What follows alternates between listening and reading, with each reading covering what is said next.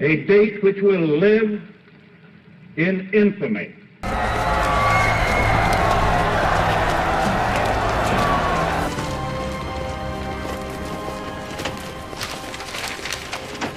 The Premier is gone. Yes, the coward has already fled.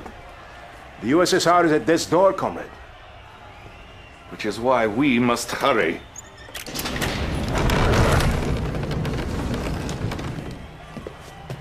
Sir, I beg you, please.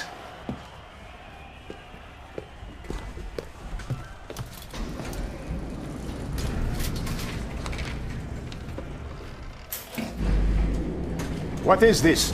Some sort of escape route? No, sir. 12 months ago, I was put in charge of a top-secret project. Whatever it is too late. With respect, General, you are wrong. Please.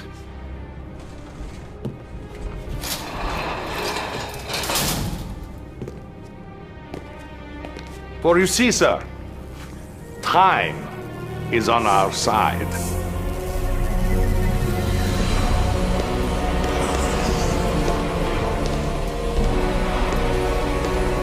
No, it isn't ready. It hasn't been tested. We don't even know if it works. If what works? My time machine. Prepare these coordinates. No, please. Now! Sir, no, please, no. Please, honey. Get in! All right. You cannot be serious. Come, Comrade General. A new world order awaits. Come!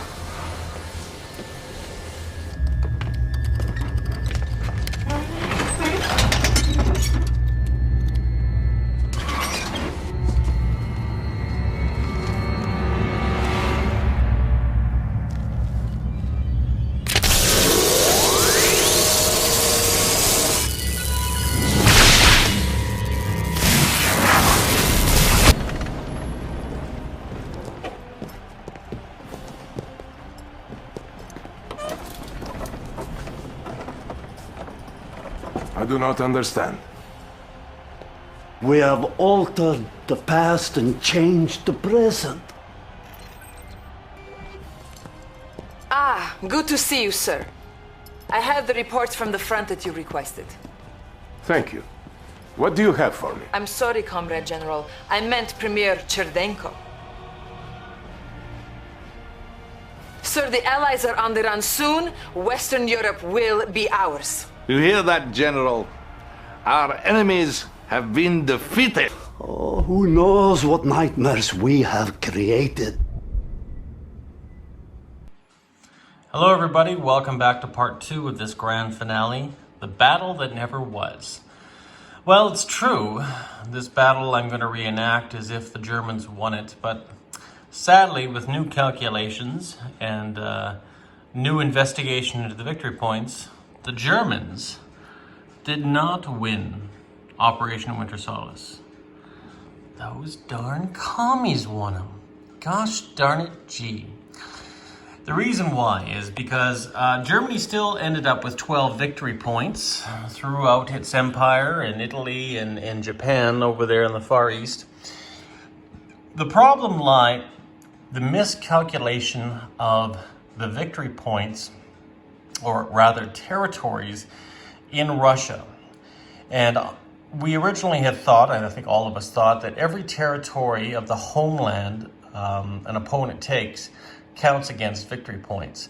Well, Hilltop already had 18 victory points. So we immediately thought, if you count up the German Randalls there, 1, 2, 3, 4, 5, 6 in Leningrad, and then 7 in Murmansk up here with the Americans. Well, it doesn't take a genius to do 18 minus 7 is in fact 11. Germany with 12 victory points, Soviets with 11, Germany won. Well, sadly not this case. Because of the simple fact, if you look closely, northern Belarusia, and I'm upside down right now, so forgive me, and southern Ukraine are actually worth 0 point value. And because of that, only a territory with a point value of 1 or greater counts.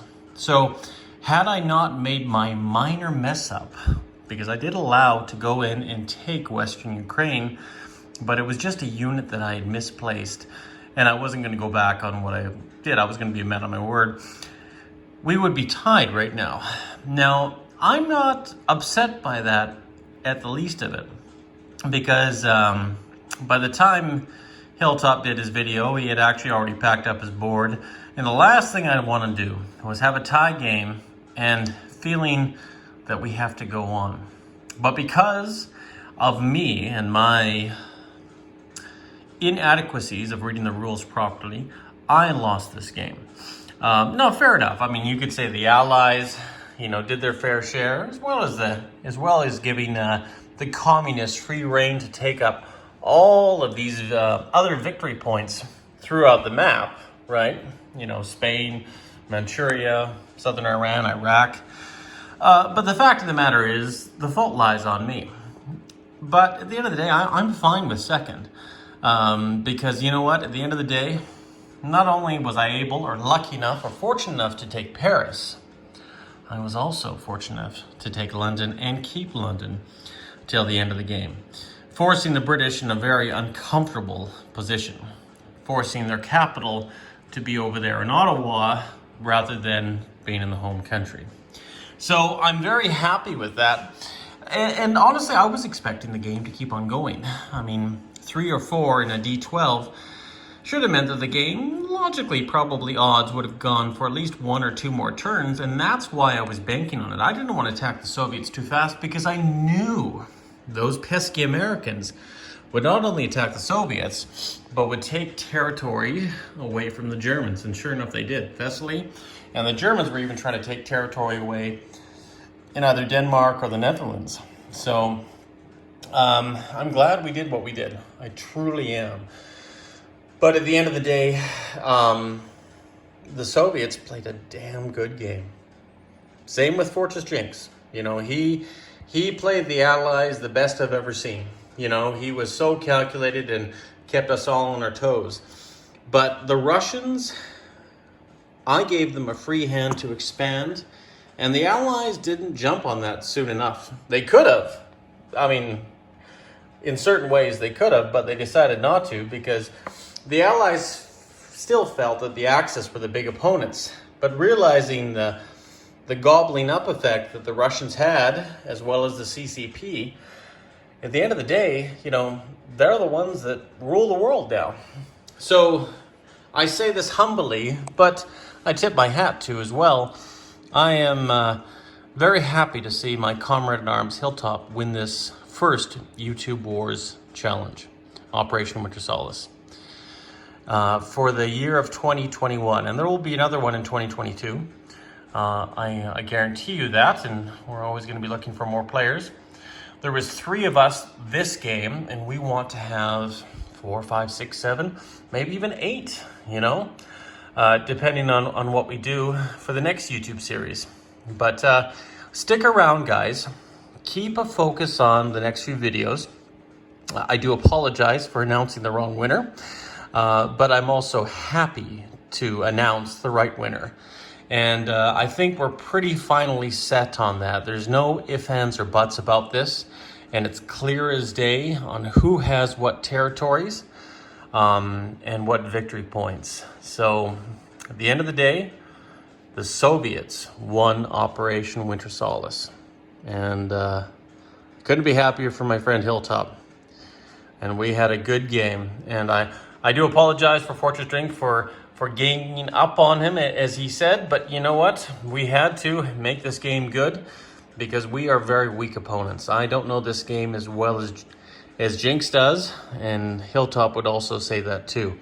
But we also showed how viable this Iron Alliance, as Fortress Jinx says, how viable it can be as a strategy if you're willing to wait till the end. In the next game we play, if it's a similar game or different players playing a similar strategy, you play the variable ending. Why not end till 46? Maybe you attack the Russians too soon, or the Russians attack the Germans too soon, and things can go awry, you know? So I calculated and lost, but I think my calculation was sound, waiting until appropriate times. And I was fortunate, damn fortunate, two things happened. That Hilltop did not declare war on me before I declared war on him, but also very fortunate that he was able to help me with our agreement in the British Midlands. Had he not, I don't think I would have held London. And for that, for the fact that the Germans not only occupy Paris and London, I owe that to this man who played this nation and won the war.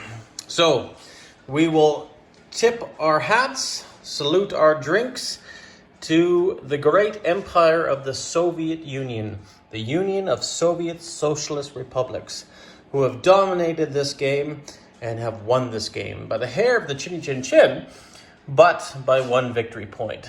And that is their empire right there. I'm still going to, in this video, do what if. Do my video of, in the next few minutes you'll see, Operation Barbarossa Point 2, or however you want to phrase it, and that's our second thrust and offensive into the Soviets, and see how much damage, if we can, do against them, and see what could have happened had we won, but also had we kept on going. But Hilltop used Lucky Red, good old Lucky Red, and sure enough, he scored low. So maybe that die does have a bit of luck in him, and maybe someday Hilltop can repay me by giving me that beautiful die, and keep that in my back pocket. So anyways, guys, I just wanted to go over a brief review of where we are and who actually won this game. And I couldn't think of a greater man to win the first YouTube series. Hilltop, this one's for you. Now, guys, sit back, hold on to your seats, and see what the Germans have in store for the fictional alternate ending of Operation Winter Solace had we played Germany 18.1. And we're back, guys, and we're going to show you what could have been with 18.1. So, the German forces in Western Germany have bugged out. We have sent a fighter into southern Norway with Kluge attacking. We have 2 infantry from Trondheim attacking this northern area in Finland, also with a jet fighter. So 2 jet fighters attacking. We're going to have a walk-in in Lapland, taking that area as well. Now, all of these units here that you see, this Panzer Grenadier, will be walking, or I shouldn't be walking, will be attacking Smolensk with 2 medium bombers. Now, keep in mind, they have a fortification there. We are going to carpet bomb the hell out of Western Ukraine right here and attack in this zone. So all these carpet bombers are going to see what they can do and attack Western Ukraine.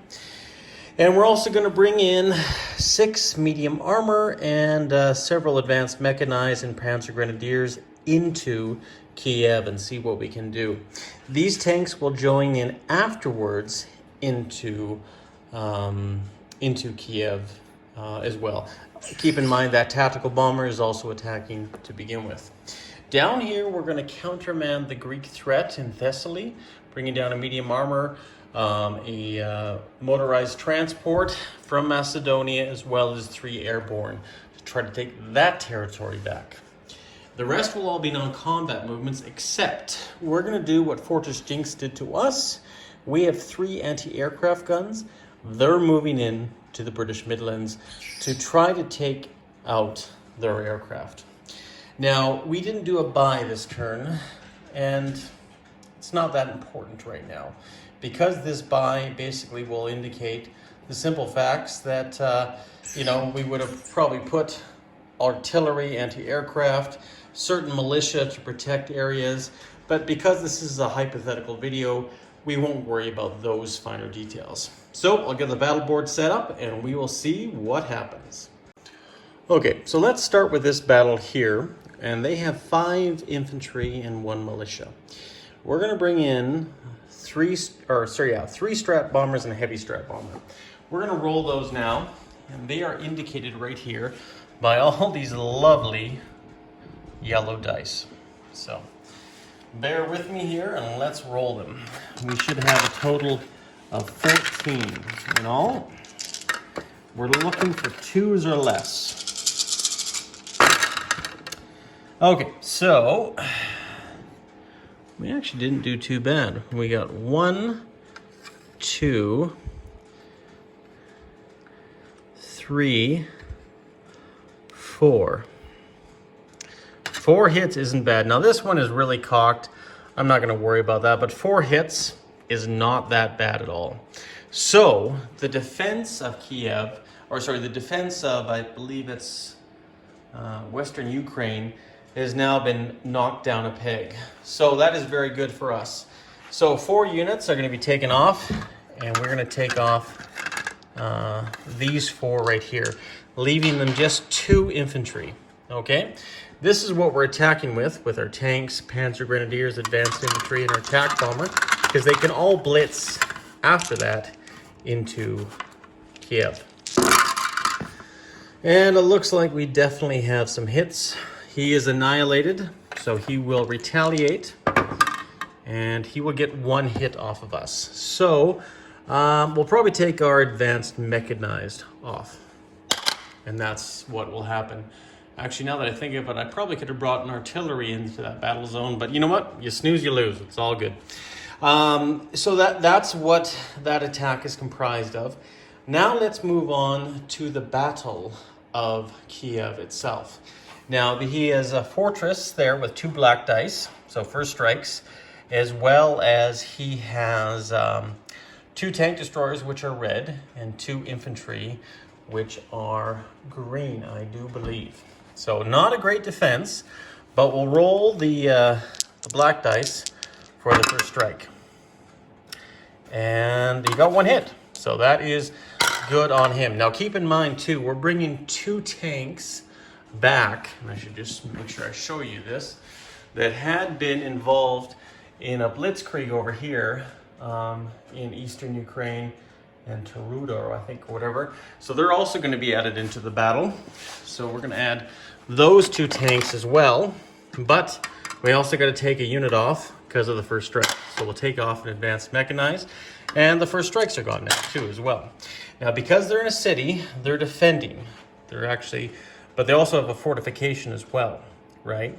So now we can roll our attack, and I believe we have a tactical bomber. Tactical bomber missed. Actually, we didn't do very good at all, I don't think, in that. Actually, maybe, no, sorry. The tanks do attack at a 6 because they're all medium armor. So 1, 2, 3 hits. It looks like 3 hits. So that takes off 3 hits for him. But he gets to do his roll, his retaliatory roll. And we have his infantry at 6, which are miss. Actually didn't do too very well at all there. And his tank destroyers, which also moved up too. So we take 3 units off, and I think we'll leave 1 infantry because it will be a better defending unit. And of course, these guys go down to a 4, nonetheless, right? So these guys are done. So we'll roll again. Not that it really matters. We got a hit. I wasn't too concerned about it. And of course, he'll roll his retaliatory roll, and he gets a miss. So that is it for him.